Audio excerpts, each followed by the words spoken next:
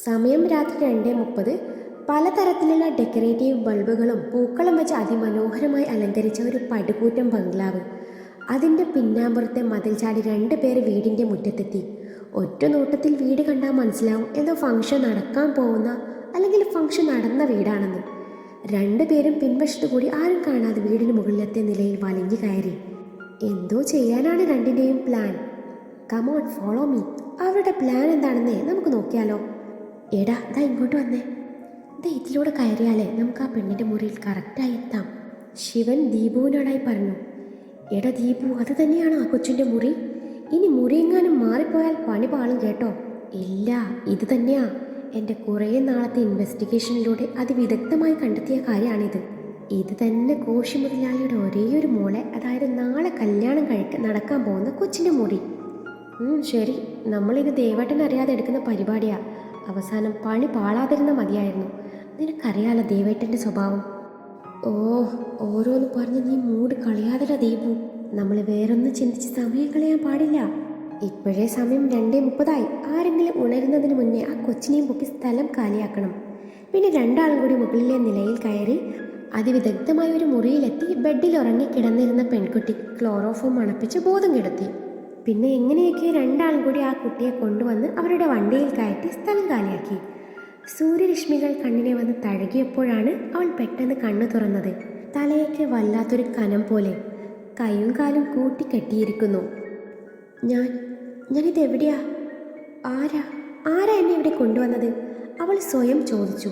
അവൾ ചുറ്റും നോക്കി. ഒരു പഴയ കെട്ടിടം. കണ്ടിട്ട് ആൾ താമസം ഉള്ളതായി തോന്നിയില്ല. ആരാ എന്നെ ഇവിടെ കൊണ്ടുവന്നത്? ഈ കെട്ടഴിച്ച് വിട് പ്ലീസ്. നിങ്ങൾ എന്തിനാ എന്നെ ഇങ്ങോട്ട് കൊണ്ടുവന്നത്? ആരുമില്ലേ ഇവിടെ? ആരുമില്ലേ? പ്ലീസ് ഇതൊന്ന് അഴിക്ക്. നിങ്ങൾക്ക് എന്താ വേണ്ടത്? രാവിലെ തന്നെ ആരുടെയോ ശബ്ദം കേട്ടുകൊണ്ടാണ് ദീപവും ശിവനും ഉണർന്നത്. പെട്ടെന്നാണ് ഇരുവർക്കും ഇന്നലെ പൊക്കിക്കൊണ്ടുവന്ന മുതലിനെ കുറിച്ച് ഓർമ്മ വരുന്നത്. ഡാ ആ പെണ്ണിൻ്റെ കരച്ചിലല്ലടാ കേൾക്കുന്നത്. അതിന് ബോധം വന്നെന്നാ തോന്നുന്നേ. വാ നോക്കാം എന്നും പറഞ്ഞ് ഇരുവരും അവളുടെ അടുത്തേക്ക് പോയി. ആരുടെയോ സാമീപ്യം മനസ്സിലാക്കി അവൾ മുഖം ഉയർത്തി നോക്കി. മുന്നിൽ നിൽക്കുന്ന 2 പേരെ കണ്ടതും അവൾ അവരെ ദയനീയമായി നോക്കി. ആരാ നിങ്ങൾ എന്തിനാ എന്നെ പിടിച്ചു കൊണ്ടുവന്നത്? ഞാനൊരു പാവാണ്, പ്ലീസ് എന്നെ അഴിച്ചുവിട്, ഞാൻ പൊയ്ക്കോളാം. പിന്നെ ഇത്രയും കഷ്ടപ്പെട്ട് പിടിച്ചുകൊണ്ട് വന്നതേ അഴിച്ചുവിടാനാ? ദേവേട്ടനൊന്ന് വന്നോട്ടെ.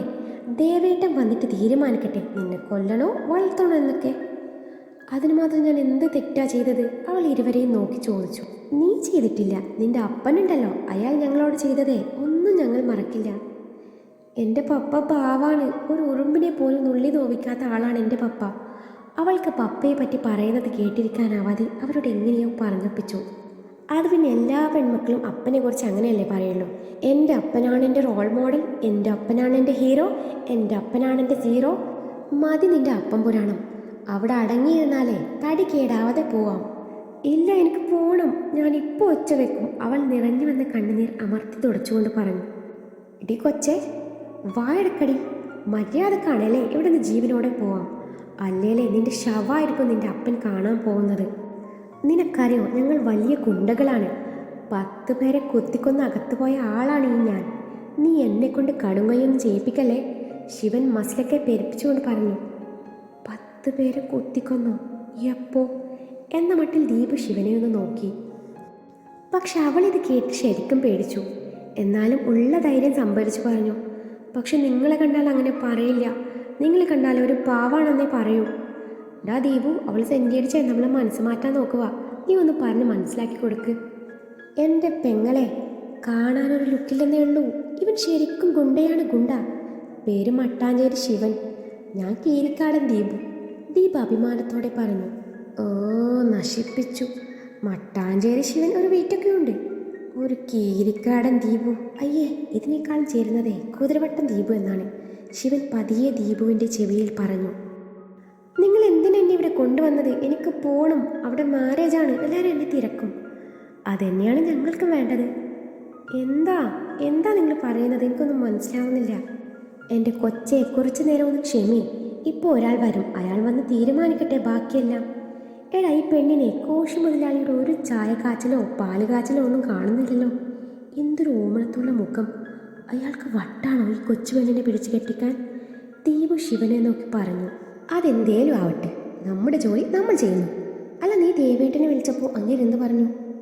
ഞാൻ മുഴുവനായും ഒന്നും പറഞ്ഞില്ല, ജസ്റ്റ് ഒന്ന് സൂചിപ്പിച്ചേ ഉള്ളൂ. ഇത് കാണുമ്പോൾ ദേവേട്ടന് സന്തോഷമാവും. നമ്മൾ ഇതെങ്കിലും ചെയ്തില്ലേ നമ്മൾ അങ്ങേരുടെ അനിയന്മാരാന്ന് പറഞ്ഞിട്ട് കാര്യമുണ്ടോ?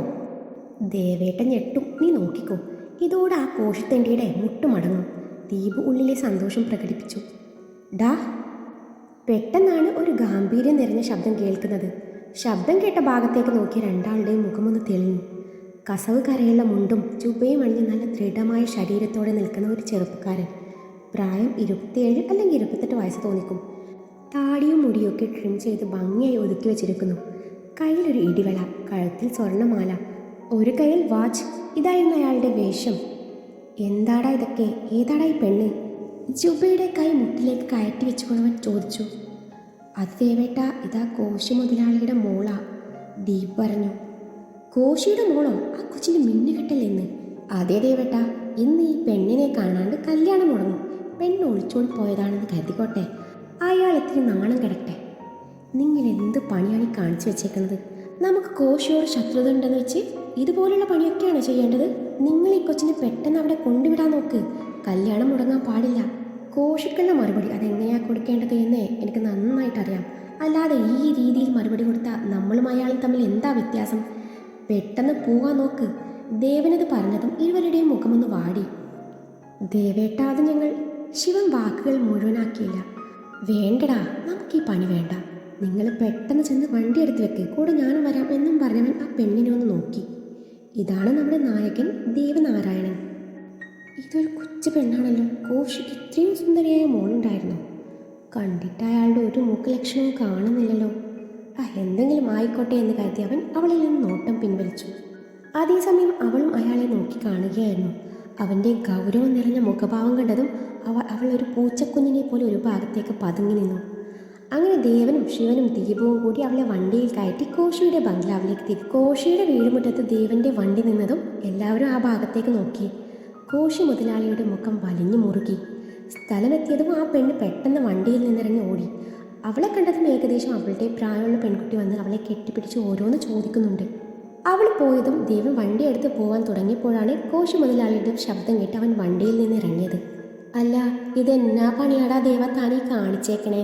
ഒരു പെൺകൊച്ചിനെ വീട്ടിൽ കയറി ആരും അറിയാതെ കടത്തിക്കൊണ്ടുപോയി ഇപ്പൊ വീട്ടിലിറക്കി വിട്ട് അങ്ങനെ ചുമ്മാ പോകാന്ന് ദേവർ മഠത്തിൽ ദേവനാരായണൻ കരുതിയോ? അതിനൊക്കെ ചില ചിട്ടയും കാര്യങ്ങളൊക്കെ ഇല്ലയോടാ ചെറുക്ക. എന്താണാവോ കോശി മുതലാളി ഉദ്ദേശിക്കുന്നത്? വെറുതെ അലമ്പുണ്ടാക്കാൻ നിൽക്കണ്ട. അത് നിങ്ങൾക്ക് തന്നെയാണ് മാനക്കേട്. നിങ്ങളെ മോളെ കൊണ്ടുപോയ പോലെ ഒരു പോറൽ പോലും ഏൽക്കാതെ തിരിച്ചു കൊണ്ടാക്കിയിട്ടുണ്ട്.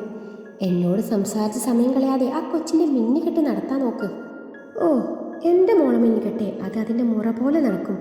അതിന് ഇനിയും എത്രയോ സമയം കിടക്കുന്നു. പക്ഷെ അതല്ലല്ലോ ഇവിടുത്തെ കാര്യം. നീ ഇന്നലെ ഇറക്കിക്കൊണ്ടുപോയ ആ കൊച്ചിൻ്റെ കാര്യത്തിൽ ഒരു തീരുമാനം ഉണ്ടാക്കാൻ നോക്ക്. ഒന്നുമില്ലേലും ഒരു രാത്രി നിന്റെ കൂടെ ഉണ്ടായ കൊച്ചല്ലയോ? നീ അതിനോട് എന്നതാ കാണിച്ചു വെച്ചേക്കണേന്ന് ആർക്കറിയാം? ഡോ, മര്യാദക്ക് സംസാരിക്കണം. എന്നെ തനിക്ക് ശരിക്കും അറിയാലോ. സ്വന്തം മോളെക്കുറിച്ച് ഇങ്ങനെയാണോ സംസാരിക്കുന്നത്? ഛേ, ദേവൻ ദേഷ്യത്തോടെ പറഞ്ഞു. ഇത് കേട്ടതും കോശി മുതലാളി ഉറക്കെ ചിരിക്കാൻ തുടങ്ങി. ഇയാൾക്കെന്താ വട്ടായോ?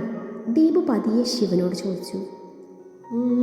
മോളുടെ കല്യാണമല്ലേ, മോളെ കാണാതായപ്പോൾ ഒരു ഫ്യൂസ് പോയി കാണും. ശിവൻ ദീപുവിനെ കേൾക്കാൻ പാകത്തിൽ പറഞ്ഞു. പരിസരം മറന്ന് ചിരിക്കുന്ന കോശി പെട്ടെന്ന് ചിരി നിർത്തി. സൂസൻ, സെലിൻ എന്ന് ഉറക്കെ വിളിച്ചു. അയാളുടെ വിളി കേട്ട് 2 പെൺകുട്ടികൾ അയാളുടെ ഇരുവശവും വന്നു നിന്നു. ഇതാണ് എൻ്റെ മക്കൾ. എനിക്ക് ഒരു മോളല്ലടോ ദേവ, എനിക്ക് 2 പെൺകുട്ടികളാണുള്ളത്. ഇത് മൂത്ത മോൾ സൂസൻ, 2 വർഷമായി വിദേശത്തായിരുന്നു. ഇവളുടെയാണ് ഇന്ന് മിന്നുകെട്ട്. ഇത് സെലിൻ, ഇളയവളാ. പിന്നെ നീ ഇവിടെ നിന്ന് കടത്തിക്കൊണ്ടു പോയില്ലേ, അത് എൻ്റെ ഇളയ മകളുടെ കൂട്ടുകാരിയാണ്. എന്നാലും എൻ്റെ ദേവ, താൻ ഇത്രയും വലിയ മണ്ടത്തരം ചെയ്യുന്നേ ഞാൻ സ്വപ്നത്തിൽ പോലും കരുതിയില്ല. കോശി വീണ്ടും ചിരിക്കാൻ തുടങ്ങി. കോശിയുടെ പരിഹാസം നിറഞ്ഞ വർത്തമാനം കേട്ട് ദേവൻ മുഷ്ടി ചുരുട്ടി. പിന്നെ ദീപുവിനെയും ശിവനെയും ഒന്ന് കലിപ്പിച്ച് നോക്കി. അവൻ്റെ നോട്ടം കണ്ട് 2 മുഖം താഴ്ത്തി. അപ്പോഴാണ് ഒരു ഓട്ടോയിൽ നിന്ന് ഏകദേശം 50നോട് പ്രായം അടുത്ത ഒരാൾ ഇറങ്ങി വന്നത്. അയാളെ കണ്ടാലേ അറിയാം ആളാകെ അസ്വസ്ഥനാണെന്ന്. അയാളെ കണ്ടതും ആൻ ഓടിച്ചെന്ന് പപ്പ എന്ന് പറഞ്ഞ് അയാളെ കെട്ടിപ്പിടിച്ചു. മോളെ, എന്നതാടാ, എന്നതാ എൻ്റെ മുക്ക് പറ്റിയത്? നിന്നെ കാണാനില്ലെന്ന് കേട്ടു ഞാൻ ഓടി വന്നതാ. മോൾ എവിടെയായിരുന്നു ഇത്രയും നേരം? അയാൾ മകളോട് വേവലാതിയോടെ തിരക്കി. അപ്പോൾ കൂടി നിന്ന് ആരോ പറഞ്ഞു, മോൾ ഇന്നലെ രാത്രി മുഴുവനും ദേ ഇവൻ്റെ കൂടെയായിരുന്നു. ഇപ്പം മോളെ ഇവിടെ ഇറക്കി വിട്ട് തല കോരാൻ നോക്കുക. ഒരു ദിവസം ഒരാളുടെ കൂടെ താമസിച്ച ഈ കുട്ടിക്ക് ഇനി നല്ല കല്യാണാലോചന വല്ലതും വരുമോ? ഇത് കേട്ടതും അയാൾ ആകെ തളർന്നു പോയി. അയാൾ ദയനീയമായി ആനിനെ നോക്കി. പപ്പ ഞാനൊന്നും. അവളുടെ കണ്ണുകൾ നിറഞ്ഞു. ഡോ, നിങ്ങൾക്ക് ഇതെന്തറിഞ്ഞാണ് ഈ സംസാരിക്കുന്നത്? ഈ കുട്ടിയെ ഞങ്ങൾ കൊണ്ടുപോയി എന്നത് സത്യമാണ്. പക്ഷേ കൊണ്ടുപോയതുപോലെ തന്നെ കൊണ്ടുവിട്ടിട്ടുമുണ്ട്. നുരഞ്ഞു പൊന്തിയ ദേഷ്യം കടിച്ചമർത്തിക്കൊണ്ട് ദേവൻ പറഞ്ഞു. ഓ പിന്നെ ഞങ്ങൾ വിശ്വസിച്ചു. ഒരു സുന്ദരിയായ കൊച്ചി രാത്രി മുഴുവൻ കൂടെ ഉണ്ടായിട്ട് താൻ തൊട്ടില്ലെന്ന് പറഞ്ഞാലേ വിശ്വസിക്കാൻ കുറച്ച് ബുദ്ധിമുട്ടാണ്. ദേവനാരായണൻ എന്ന ഒറ്റക്കൊമ്പനെ ഇവിടെ എല്ലാവർക്കും അറിയാം. എന്നാലും തൻ്റെ ഒരു തൊലിക്കട്ടി കൂട്ടത്തിലൊരുത്തൻ പറഞ്ഞു തീർന്നതും അയാൾ നെഞ്ചത്ത് ചവിട്ടേറ്റ് വീണതും ഒരുമിച്ചായിരുന്നു. അതേടാ, ദേവനാരായണൻ തെമ്മാടിയാ.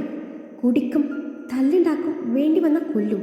പക്ഷെ ഇന്നേ വരെ ദേവൻ ഒരു പെണ്ണിനോട് പോലും അപമര്യാദയായി പെരുമാറിയിട്ടില്ല. അത് ഈ നാട്ടിലെ കൊച്ചു കുഞ്ഞിന് പോലും അറിയാം. താനിതൊക്കെ ഇപ്പം വിളിച്ചു പോയതേ എന്തുദ്ദേശത്തിലാണെന്ന് എനിക്ക് മനസ്സിലായി. എന്നോട് മുട്ടാൻ നിൽക്കല്ലേ, നിന്നാൽ അത് നിന്റെ നല്ലതിനാവില്ല. മീശ പിരിച്ചു വെച്ചുകൊണ്ടവൻ പറഞ്ഞു. ഹേ, കൂൾ ഡൗൺ ദേവാ, കൂൾ ഡൗൺ. താനിങ്ങനെ ടെൻഷനാക്കുകയൊന്നും വേണ്ട. ഞങ്ങളതിന് വേറൊന്നും പറഞ്ഞില്ലല്ലോ. ആ കൊച്ചിൻ്റെ കാര്യത്തിൽ ഒരു തീരുമാനമാക്കാനല്ലേ പറഞ്ഞുള്ളൂ. ഇതെൻ്റെ വീട്ടിൽ വെച്ച് നടന്ന ഈ പ്രശ്നമായതുകൊണ്ട് എനിക്കിതിൽ ഇടപെട്ടേ പറ്റൂ. സംഭവിച്ചത് സംഭവിച്ചു. തൻ്റെ കൂടെ കഴിഞ്ഞ പെണ്ണിനെ കിട്ടാൻ ഇനി ആരെങ്കിലും വരുമോ? ഒരു പാവം കൊച്ചാന്നേ. ദാ ആ നിൽക്കുന്ന അപ്പം മാത്രമേ ഉള്ളൂ. തന്നെ പോലെ വലിയ കൊമ്പത്തെ ഫാമിലിയും പണക്കാരും ഒന്നുമല്ല. ഒരു സാധാ സർക്കാർ ഉദ്യോഗസ്ഥൻ്റെ മോളാണ്. പക്ഷേ കൊച്ചു നല്ല സുന്ദരി കൊച്ചാണ്. അത് തനിക്ക് ഇന്നലെ തന്നെ മനസ്സിലായി കാണുമല്ലയോ? ഒരു പ്രത്യേക താളത്തിൽ കോശി പറഞ്ഞപ്പോൾ ദേവിൻ്റെ മുഖം ദേഷ്യം കൊണ്ട് വലിഞ്ഞു മുറുകി. എല്ലാം കേട്ട് ആ ഞെട്ടിത്തെറിച്ച് നിന്നു. ഒരൊറ്റ ദിവസം കൊണ്ട് തൻ്റെ ജീവിതത്തിൽ എന്തൊക്കെയായി നടക്കുന്നത്, എന്ത് ഹാപ്പി ആയിട്ടാണ് താനും പപ്പയും ഇത്രയും നാളും കഴിഞ്ഞത്. തൻ്റെ ബെസ്റ്റ് ഫ്രണ്ട് ആയിരുന്നില്ലേ പപ്പ? ആരുടെ മുന്നിലും തലകുനിച്ച് നിൽക്കാത്ത തൻ്റെ പപ്പ ഇന്ന് താൻ കാരണം തലകുനിക്കേണ്ടി വന്നു. ഒരിക്കലും ആ കണ്ണ് നിറഞ്ഞ് കണ്ടിട്ടില്ല. പക്ഷെ ഇപ്പോൾ എല്ലാം ഞാൻ കാരണം. അവൾക്ക് ഭ്രാന്ത് പിടിക്കുന്ന പോലെ തോന്നി. നിറഞ്ഞു തോന്നുന്ന മിഴികളെ അമർത്തി തുടച്ച് അവൾ എന്തോ തീരുമാനിച്ച പോലെ നിന്നു. ദേ കുട്ടി തന്നെ ഇവരെ ഒന്ന് പറഞ്ഞ് മനസ്സിലാക്കൂ. ഇന്നലെ എന്താ നടന്നതെന്ന്.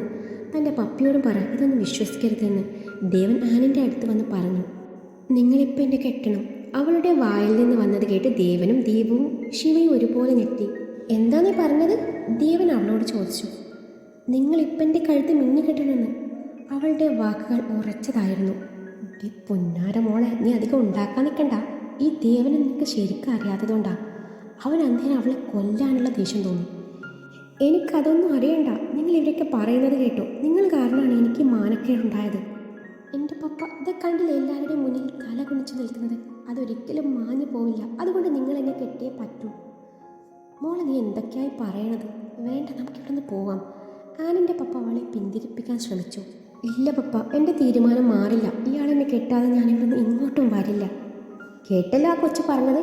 പെട്ടെന്ന് അതിനെ കെട്ടി തടിയൂരാൻ നോക്ക്. ഇല്ലെങ്കിൽ ഇപ്പോൾ പോലീസ് വരും. പിന്നെ തനിക്കറിയാലോ എന്തൊക്കെയാണ് നടക്കുന്നതെന്ന്. കോശി ഒന്ന് ഓറിച്ചിരിച്ചുകൊണ്ട് അവനോട് പറഞ്ഞു. കുറച്ചു നേരം ഒന്ന് ആലോചിച്ച ശേഷം ദേവൻ എല്ലാവരോടായി പറഞ്ഞു. സമ്മതം. ഇവളെ കെട്ടാൻ എനിക്ക് സമ്മതമാണ്.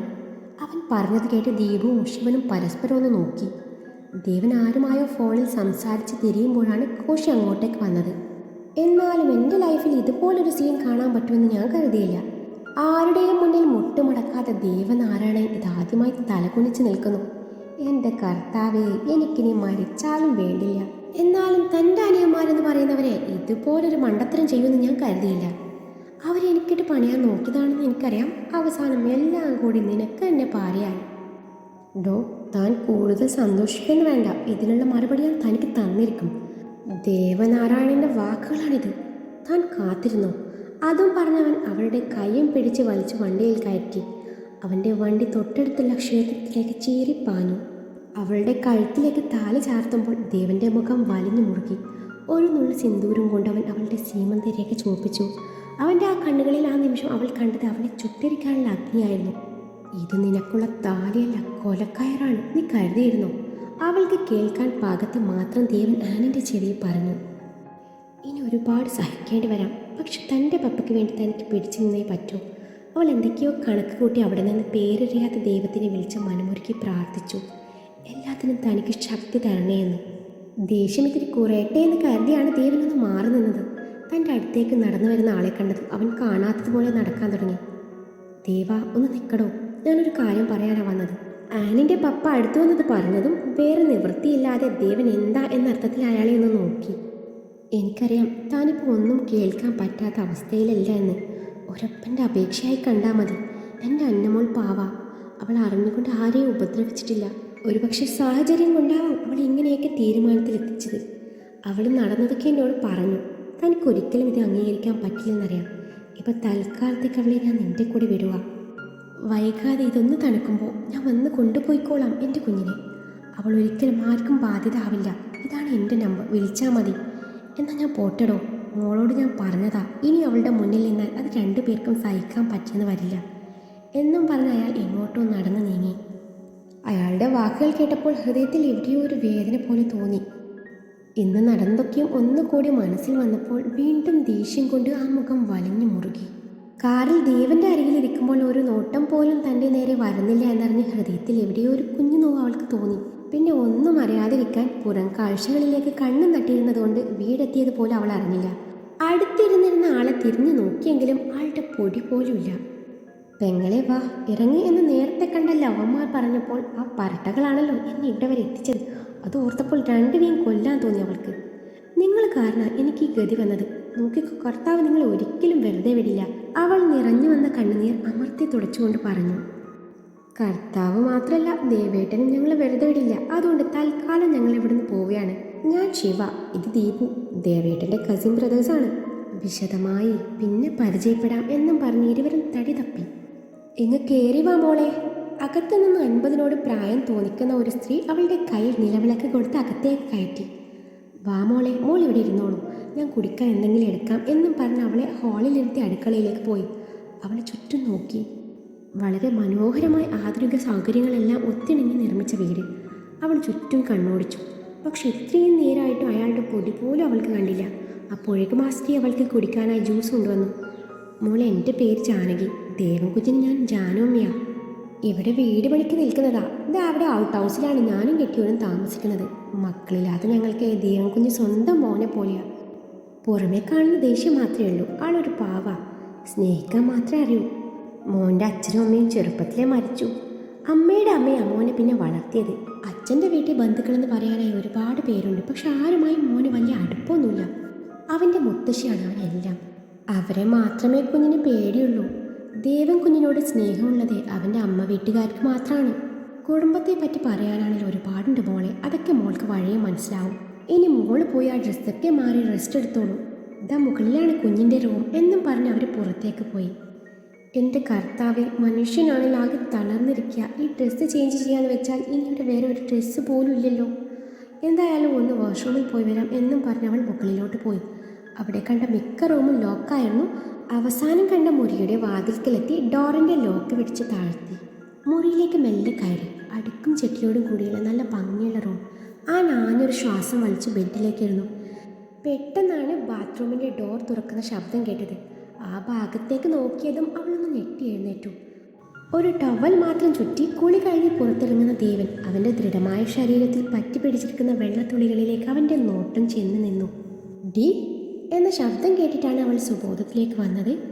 ആരോട് ചോദിച്ചിട്ടാണ് നീ എൻ്റെ മുറിയിലേക്ക് വന്നത്? ചോദിച്ചത് കേട്ടില്ലടി പുല്ലേ. അത് ഞാൻ അഡ്രസ് ജാനു അമ്മ, അവൾ വെക്കി വെക്കി പറഞ്ഞു. എന്തോന്ന്? അത് ജാനു അമ്മ പറഞ്ഞു ഫ്രഷ് ആവാൻ. അതിന് നിനക്ക് ഈ മുറി മാത്രമേ കണ്ടുള്ളൂ? ഇതെൻ്റെ മുറിയാണ്. ഇവിടെ വേറൊരാളും കയറുന്നത് എനിക്കിഷ്ടമല്ല. Especially U. ഔട്ട് ഔട്ട് എന്നും പറഞ്ഞ് അവൻ വിരൽ ഞൊടിച്ചതും അവൾ ഒന്നും മിണ്ടാതെ നിന്നു. നിനക്ക് മലയാളം പറഞ്ഞാൽ മനസ്സിലാവില്ലേ എന്നും പറഞ്ഞ് അവളുടെ കൈ പിടിച്ച് വലിച്ച് പുറത്തേക്ക് തള്ളി ഡോർ അടച്ചു. അവൻ്റെ ആ പ്രവൃത്തിയിൽ അവൾ വേച്ചുപോയി.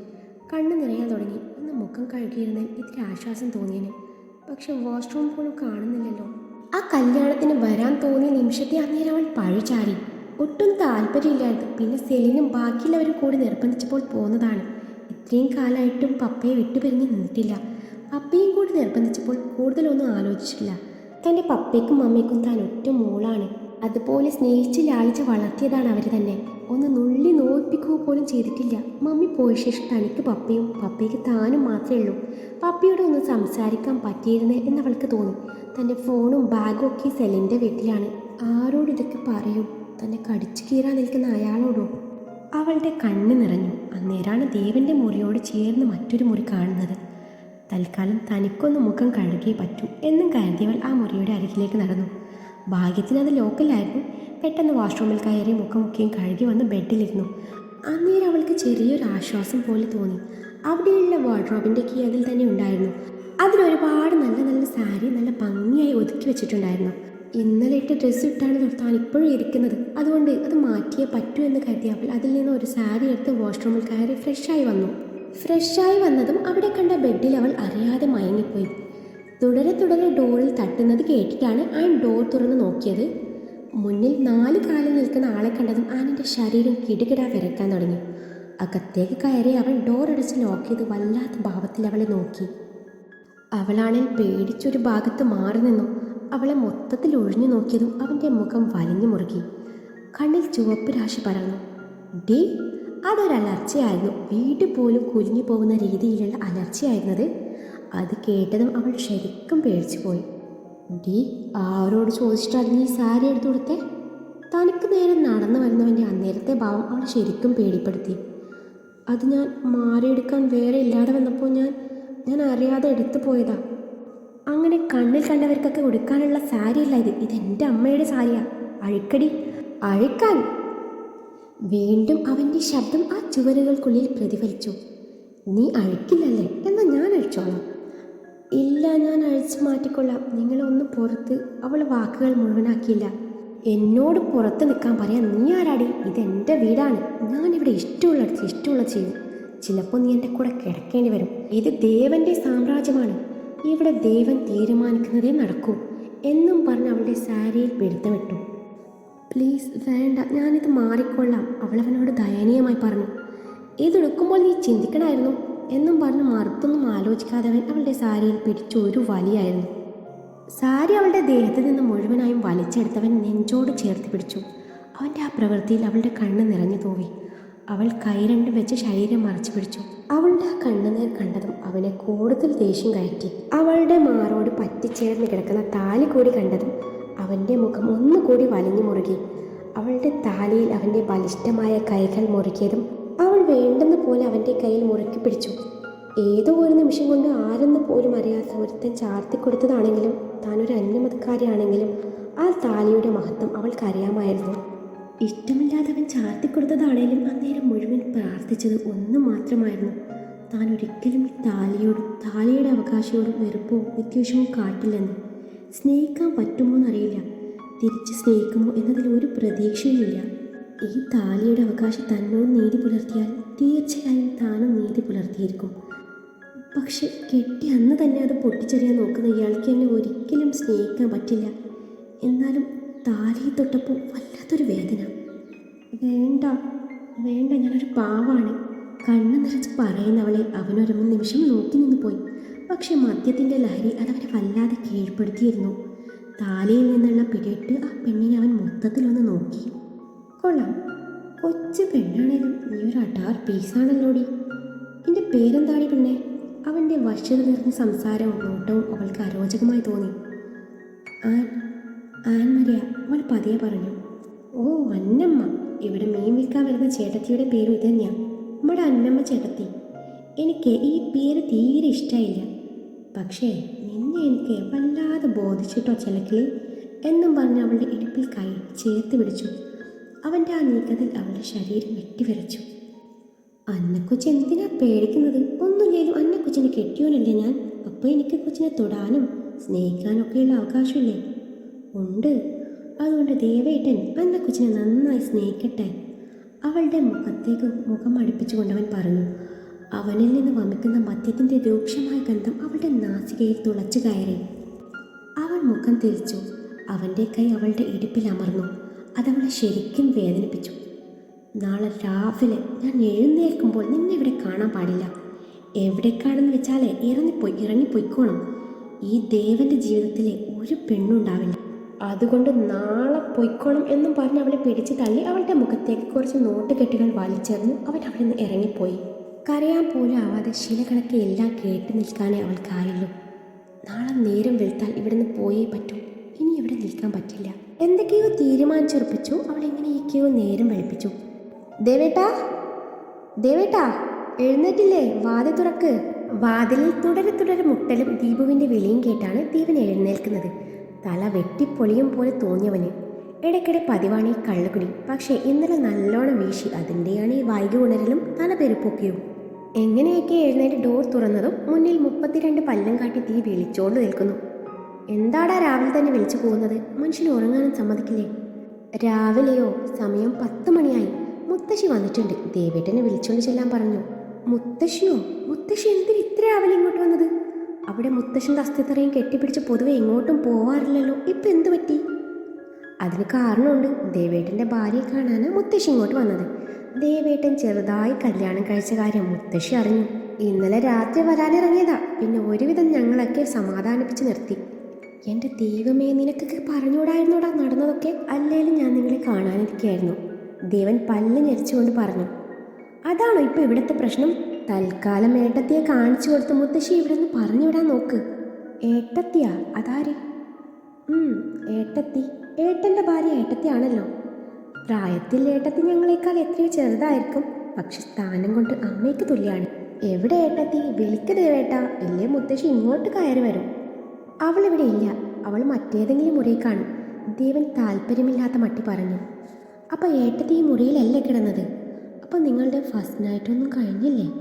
ഡാ, ഇനിയും വാ തുറന്ന നിന്റെ ശവദാഹവും 16 അടിയന്തരവും ഒരുമിച്ച് നടത്തും ഞാൻ. അവൾ അവിടെ എവിടെയെങ്കിലും കാണും. പെട്ടെന്ന് കാണിച്ച് മുത്തശ്ശിയെ കൊണ്ടുവിടാൻ നോക്ക്. ഞാനിതാ വരുന്നു. അയ്യോ ദേവേട്ട, അവിടെയൊന്നും ആരുമില്ല. എല്ലായിടും നോക്കി. അപ്പോൾ ആ കുട്ടി എവിടെ പോയി? ഇല്ലേ? അപ്പോൾ പോയോ? അതെന്തായാലും നന്നായി. അപ്പം രാത്രിയത്തെ ഡോസ് ഏറ്റിട്ടുണ്ട്. നീ പോയി മുത്തശ്ശിയോട് പറഞ്ഞേക്ക് അവൾ എങ്ങോട്ടോ ഇറങ്ങിപ്പോയെന്ന്. ദേവേട്ടൻ എന്താ ഇന്നലെ ആ കുട്ടിയോട് കാണിച്ചത്? ദീപ് സംശയത്തോടെ ദേവനെ നോക്കി. ഞാനവളെ കയറി പീഡിപ്പിച്ചു. പോടാ, അതൊന്നും നിന്നെ ബോധിപ്പിക്കേണ്ട ആവശ്യമില്ല. നീ പോവാൻ നോക്ക്. എന്നെ ബോധിപ്പിക്കേണ്ട. പക്ഷെ മുത്തശ്ശി രണ്ടും കൽപ്പിച്ച് വന്നതാണ്. ഞാൻ ദേവേട്ടൻ പറഞ്ഞതുപോലെ പറഞ്ഞേക്കാം. ബാക്കിയൊക്കെ നേരിട്ട് വന്ന് വാങ്ങിച്ചോ എന്നും പറഞ്ഞ് അവന് പോയി. ഇവൻ പെട്ടെന്ന് ഫ്രഷായി താഴേക്ക് ചെന്നു. ദേവൻ ഇന്നലെ കിടത്തിരുന്ന മുറിയുടെ ഡോർ തുറന്ന് അകത്ത് കയറി. അന്നേരം അവൻ്റെ മനസ്സിലൂടെ ഇന്നലെ രാത്രി നടന്ന സംഭവങ്ങളൊക്കെയും കടന്നുപോയി. അതൊക്കെ ഓർത്തപ്പോൾ അവന് തന്നെ അവനോട് ദേഷ്യം തോന്നി.